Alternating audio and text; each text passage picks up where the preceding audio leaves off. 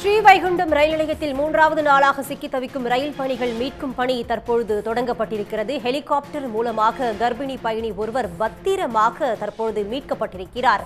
எஞ்சிய பயணிகளும் படிப்படியாக மீட்கப்படுவார்கள் என தற்பொழுது அதிகாரிகள் தரப்பில் இருந்து தகவல் தெரிவிக்கப்பட்டிருக்கிறது. அந்த காட்சிகளை தற்பொழுது திரையில் பார்த்துக் கொண்டிருக்கிறோம். ஸ்ரீவைகுண்டம் ரயில் நிலையத்தில் 3வது நாளாக சிக்கி தவிக்கும் ரயில் பயணிகள் மீட்கும் பணி தொடங்கப்பட்டிருக்கிறது. முதற்கட்டமாக ஹெலிகாப்டர் மூலமாக கர்ப்பிணி பயணி ஒருவர் பத்திரமாக மீட்கப்பட்டிருக்கிறார். கடந்த 2 நாட்களாக தென் மாவட்டங்களில் கனமழை புரட்டி போட்டிருந்த நிலையில் பெரும்பாலான இடங்களில் வெள்ள நீர் சூழ்ந்திருக்கிறது. ஸ்ரீவைகுண்டம் ரயில் பயணிகளை மீட்கும் பணி தற்பொழுது தொடங்கியிருக்கிறது. முதற்கட்டமாக கர்ப்பிணி பெண் ஒருவர் மீட்கப்பட்டிருக்கிறார்.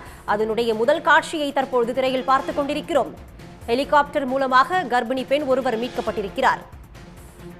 இது பற்றி விரிவான தகவலை தர காத்திருக்கிறார் செய்தியாளர் ரஃபிக் ராஜா. தற்பொழுது ஹெலிகாப்டர் மூலமாக கர்ப்பிணி பெண் ஒருவர் மீட்கப்பட்டிருக்கிறார். எஞ்சிய பயணிகள் மீட்கும் பணி எப்படி நடந்துட்டு வருது? நிச்சயமாக தென் மாவட்டங்களை புரட்டி போட்ட இந்த வெள்ளம் என்பது இந்த ரயில் பயணிகளுடைய போக்குவரத்து என்பது மிகுந்த சிரமத்தை உண்டாக்கியது. குறிப்பாக சென்னையிலிருந்து மற்றும் பல்வேறு மாநிலங்களிலிருந்து தென் தமிழகத்துக்கு செல்லக்கூடிய ரயில் பாதைகள் மிகவும் இந்த மழை நீரினால் அடித்து செல்லப்பட்டு மிகவும் மோசமான ஒரு சூழல் உள்ளது. இதனால் தொடர்ந்து ரயில் சேவை என்பது தொடர்ந்து ரத்து செய்யப்பட்டு வருகிறது. இந்நிலையில் தான் நேற்று முன்தினம் செந்தூர் விரைவு ரயில் என்பது மதுரை வந்து கொண்டிருந்தது. மதுரை வந்து கொண்டிருக்கும் போது பலத்த மழையின் காரணமாக ஸ்ரீவைகுண்டம் அருகே இந்த ரயில் என்பது நிறுத்தப்பட்டது. இந்த ரயிலில் 500க்கும் மேற்பட்ட பயணிகள் பயணித்து வருவதாக முதற்கட்ட தகவல் தெரிவித்தன. மற்ற இதுபோன்று பல்வேறு ரயிலில் பயணித்து நடுவழியில் நிறுத்தப்பட்ட ரயிலில் இருந்து பயணிகள் மீட்கப்பட்டு உடனடியாக பேருந்துகள் அழைத்து வரப்பட்டு அவர்கள் ஆங்காங்கே அவருடைய இருப்பிடத்திற்கு பத்திரமாக அனுப்பி வைக்கும் பணி தொடர்ந்து நடைபெற்று வந்தது. ஆனால் மிகவும் ஒரு சவாலாக இந்த வைகுண்டத்தில் இருக்கக்கூடிய செந்தூர்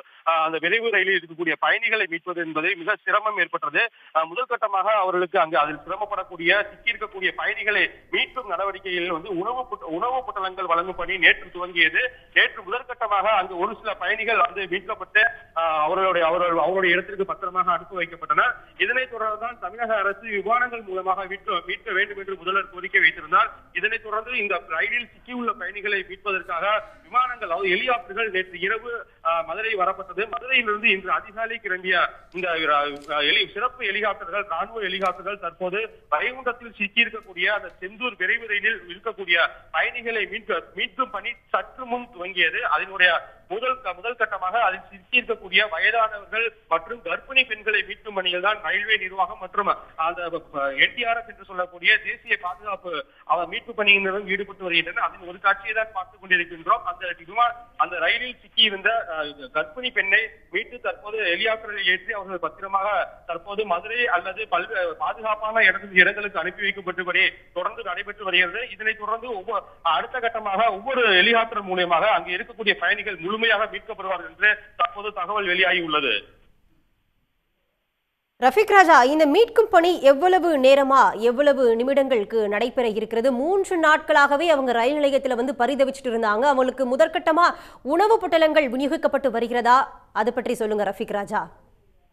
நிச்சயமாக இந்த ரயில் என்பதுதான் முற்றிலும் ஒரு அனாமத்தான ஒரு பாதையில் சிக்கியது. குறிப்பாக இந்த ரயில் என்பது அது வந்த வழியிலும் செல்ல முடியாமல் அடுத்த கட்டமாக நகர்த்த முடியாமல் இருந்தால் நடுக்காட்டில் இந்த வைகுண்டத்தில் அந்த செந்தூர் விரைவு ரயில் என்பது நிறுத்தப்பட்டது. இந்த ரயிலில் குறிப்பாக 500க்கும் மேற்பட்ட பயணிகள் இருந்தனர். அவர்களில் பாதி பேர் உடனடியாக ஒரு சிலர் வந்து மீட்கப்பட்டனர். இந்த நிலையில் தான் மீட்கப்பட முடியாத சூழலில் உள்ளவர்களுக்கு நேற்றே வந்து அவர்களுக்கு உணவு பொட்டலம் அதாவது எந்த விதத்திலும் பயணிகள் பாதிக்கப்படக்கூடாது என்பதற்காக உணவு பொட்டலங்கள் விநியோகிக்கும் பணி என்பது நேற்றே துவங்கியது.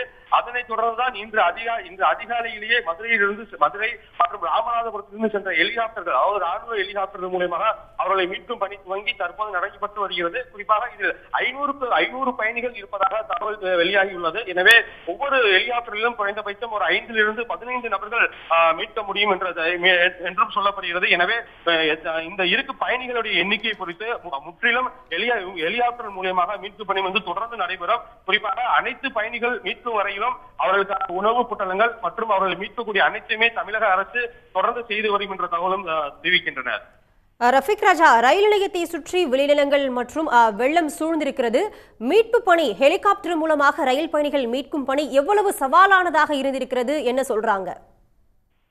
நிச்சயமாக இந்த பணி என்பது சவால் மிகுந்த பணி என்றுதான் சொல்ல வேண்டும்.